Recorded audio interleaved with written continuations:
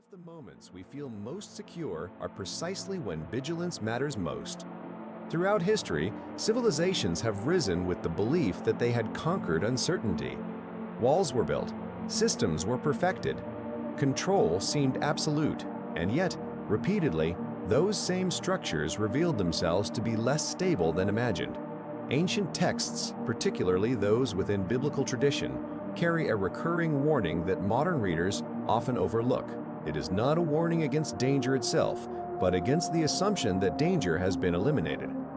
This tension between perceived safety and actual vulnerability appears in Scripture not as prediction, but as pattern, and some suggest that pattern has never truly disappeared.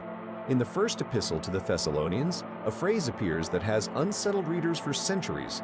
For when they shall say, peace and safety, then sudden destruction cometh upon them. This passage does not describe a single event. It describes a condition, a moment when language itself becomes misleading, when the words spoken peace, safety, security do not align with underlying reality. Historically, interpreters have read this verse in multiple ways. Some early Christian communities understood it as a warning about spiritual complacency.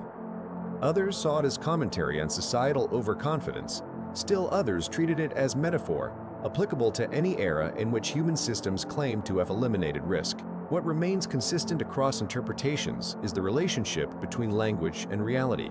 The verse suggests that proclamations of safety can themselves become dangerous, not because safety is undesirable, but because the proclamation may obscure what remains unseen. Biblical scholars have long noted that Scripture rarely defines safety in absolute terms. Instead, safety in scriptural context is often conditional, relational, and contingent on continued awareness. The concept of being watchful appears repeatedly, not as paranoia, but as sustained attention to what is real rather than what is claimed. The tension in this verse is not between safety and danger. It is between confidence and humility, between declaring a problem solved and recognizing that some problems simply change form. Many theologians have observed that this warning is not directed at those who openly acknowledge uncertainty, but at those who have ceased to consider it possible. The verse does not condemn preparation. It questions certainty. Throughout Christian history, interpretations of sudden destruction following declarations of peace have varied widely, often reflecting the anxieties of the interpreting era. In the early medieval period, some monastic communities read this passage as a warning against spiritual pride. When a monk believed himself to have achieved perfect discipline or understanding, that belief itself was seen as the moment of greatest vulnerability. The danger was not external but internal, a closing of the mind, disguised as accomplishment. During periods of political consolidation, other interpreters applied the verse to empires. Rome, Byzantium, and later European powers were sometimes viewed through this lens. Historians noted how imperial rhetoric often emphasized eternal peace and unshakable order, even as internal fractures deepened. The verse was invoked not as prophecy of specific collapse, but as reflection on a recurring dynamic. Reformation thinkers occasionally applied the passage to religious institutions themselves. When ecclesiastical authority claimed exclusive access to divine truth and absolute moral certainty, some reformers suggested that such claims mirrored the false peace described in Thessalonians. The critique was not of faith, but of institutional overconfidence. In more recent centuries, the verse has been read alongside technological optimism. Certain theological traditions have noted parallels between modern declarations, "We have eradicated," "We have solved," "We have controlled," and the scriptural warning. These interpretations do not argue that technology itself is dangerous, but that the rhetoric surrounding it may obscure ongoing vulnerabilities. What unites these varied readings is a shared observation. The verse concerns perception as much as event. It addresses how language shapes collective awareness and how that awareness can drift from reality. Importantly, none of these historical interpretations claim the verse predicts specific outcomes. Instead, they treat it as descriptive of a recurring psychological and societal pattern. The verse does not tell readers what will happen. It asks them to notice what already happens, repeatedly across different contexts and eras. Modern society speaks frequently of safety. The word appears in advertising, policy, public messaging, and personal conversations. Safety protocols, safety measures, safety standards. The language suggests systems designed to eliminate risk entirely, yet beneath this language, certain thinkers have noted a paradox. The more comprehensive the safety system, the less individuals may feel responsible for personal vigilance. The more thoroughly risk is claimed to be managed, the less attention may be paid to its remaining presence. This is not an argument against safety measures. It is an observation about perception. When safety becomes synonymous with certainty, a psychological shift may occur. The question changes from what risks remain to why worry at all. Some philosophers have explored this dynamic in relation to infrastructure. Modern systems, transportation networks, communication grids, supply chains function with such regularity that their fragility becomes invisible. The stability is real, but so is the complexity. And complexity, by definition, contains points of failure that cannot all be anticipated. Biblical language around watchfulness could be understood by some as addressing precisely this tension. To be watchful is not to live in fear. It is to resist the comfort of assuming all dangers have been cataloged and neutralized. Certain writers have drawn parallels between scriptural warnings and contemporary risk discourse. When institutions declare that everything is under control, they may be stating a current assessment, not a permanent condition. Yet the phrasing often implies permanence, and that implication shapes collective behavior. Others have noted how modern culture sometimes treats vigilance itself as unnecessary or neurotic, especially in environments where safety measures are visible and elaborate. The question becomes, if extensive systems exist to ensure safety, is continued personal attention redundant? Scripture, according to some interpretations, suggests the opposite.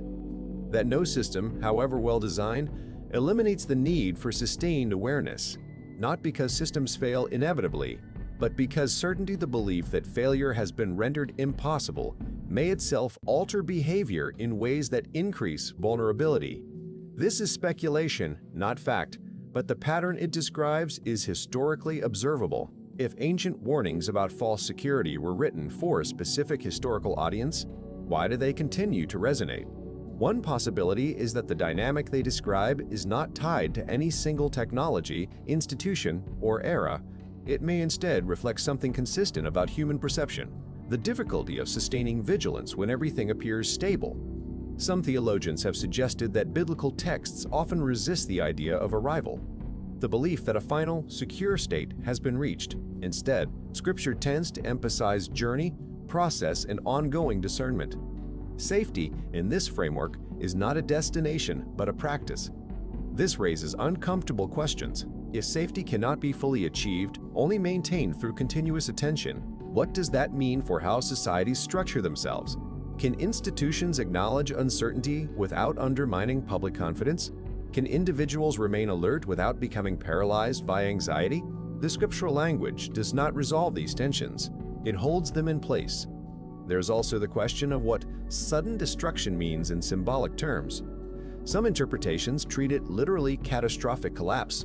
Others read it as metaphor for the moment when illusions dissolve, when what was believed stable reveals itself otherwise. The destruction may not be of physical systems, but of assumptions. In this reading, the warning is not about avoiding destruction, but about recognizing that the feeling of perfect safety may itself be the vulnerability. Historically, societies that believed themselves invulnerable often shared certain characteristics, not technological backwardness or moral failure, but a specific form of collective confidence, the belief that major threats had been identified and neutralized. Ancient Rome, at various points in its history, declared Pax Romana, Roman peace. The empire's military and administrative power was real, yet historians have noted how that very power created blind spots. Threats that did not fit established categories: internal corruption, economic imbalance, shifts in distant populations were often dismissed or unnoticed until they became undeniable. The collapse, when it came, was not sudden in objective time. It unfolded over decades and centuries. But to those living through it, especially those who had internalized the rhetoric of eternal stability, the experience was one of shocking disruption. The peace had seemed real because, for a time, it was, but the assumption that it was permanent created the conditions for its unraveling. Medieval plagues offer another lens.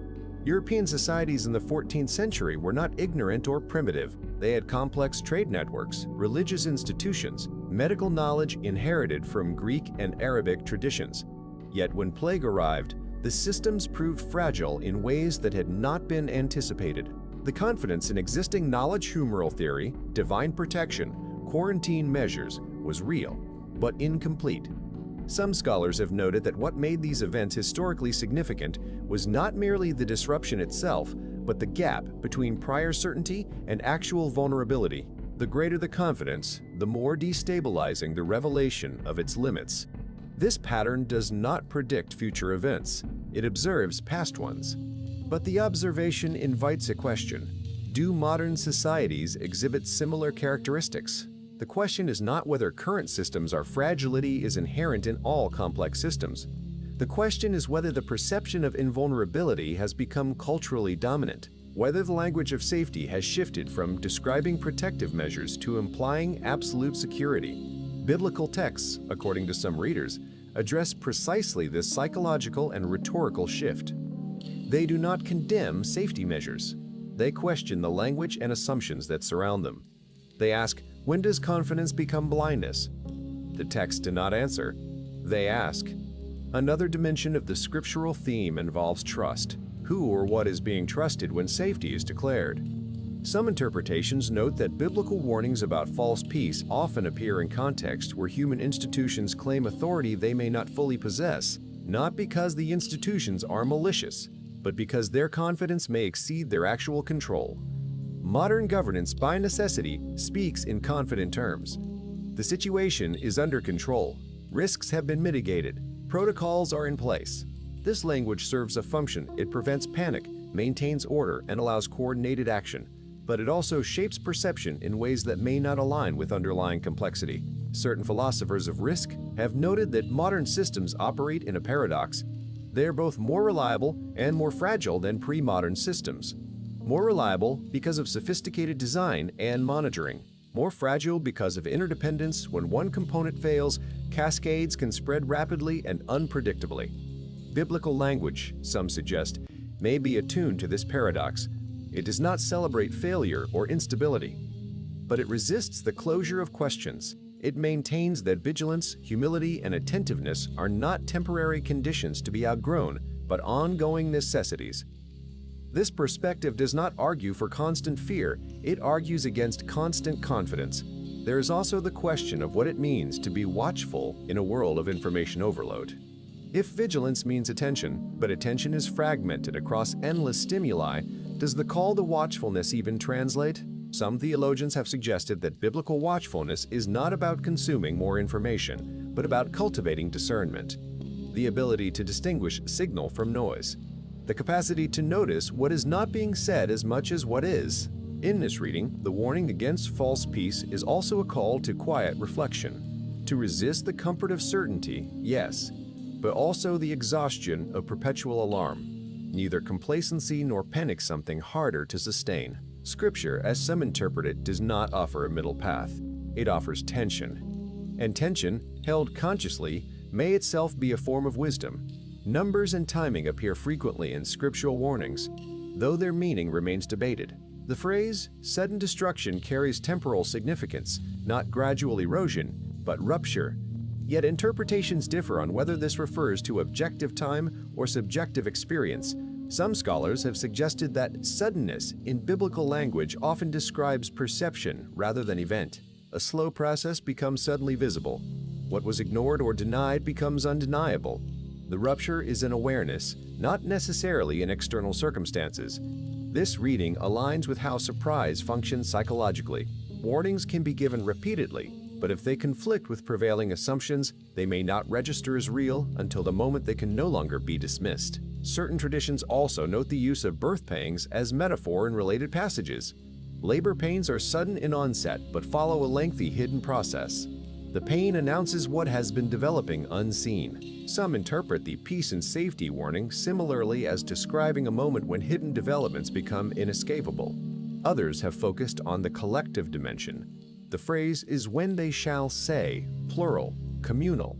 It describes not an individual error, but a shared delusion, a cultural or institutional consensus that may be sincere but still mistaken. This raises questions about truth and authority in complex societies. If experts, institutions, and systems all affirm safety, is skepticism reasonable or paranoid? Biblical texts do not provide clear guidance here, but they seem to resist the idea that consensus equals truth. There is also the matter of what comes after. The verse warns of destruction, but Scripture more broadly emphasizes renewal, transformation, and continuation beyond collapse. The warning is not nihilistic. It is preparatory. Some interpret this as spiritual rather than material destruction, not of the world, but of false structures, illusions, and misplaced trust. What is destroyed is not life itself, but the frameworks that obscured reality. Others read it more literally, as warning of tangible consequences for collective overconfidence. The ambiguity is not resolved in Scripture. It is maintained. The patterns described here: confidence preceding vulnerability, language obscuring reality, systems creating blind spots, are neither new nor specifically modern. They appear across eras, cultures, and contexts. Biblical texts do not predict these patterns. They observe them, and in observing, they ask whether the pattern can be recognized while it is occurring or only in retrospect. Modern societies have access to unprecedented information, technology, and coordination. Whether that access translates to actual security or merely the perception of security remains an open question. Scripture suggests vigilance not as anxiety, but as realism. Not as rejection of safety measures, but as awareness that no measure is final. Whether current systems reflect the stability they claim, or whether they embody the false peace described in ancient warnings, is not something Scripture declares. It is something each generation must discern for itself. Was this a pattern that has appeared before, or simply coincidence in language?